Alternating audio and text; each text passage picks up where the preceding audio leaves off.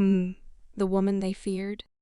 The small town of Montgomery, Alabama, had a diner that had stood unchanged since the 1950s. The red vinyl booths, the checkered floors, and, unfortunately, the unwritten rule black folks weren't welcome. On a humid Friday afternoon, the bell above the door jingled as a tall black woman walked in. The chatter of the lunch crowd died instantly. Forks froze in midair. The elderly owner, Clyde Jenkins, stood behind the counter, his wrinkled hands tightening around a dish towel. She was elegant, dressed in a crisp navy blue pantsuit, and walked with the quiet confidence of someone who had stepped into many rooms where she wasn't expected yet belonged. A young waitress barely out of high school hesitated before approaching. "Mom, I think you might be more comfortable," she started, voice soft but laced with the same old prejudice. The woman smiled, but there was steel in her eyes. "I'll have a coffee. Black. No sugar." Clyde stepped forward, his face pale.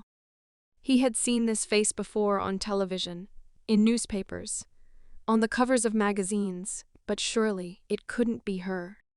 Whispers spread like wildfire. A man near the counter muttered, "Ain't she that?"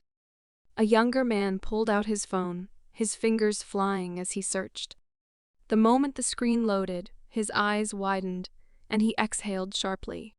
He turned it around for a friend to see.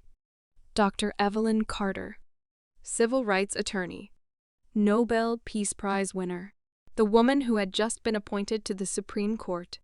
Silence thickened the air. The weight of decades of history pressed against the walls of that little diner.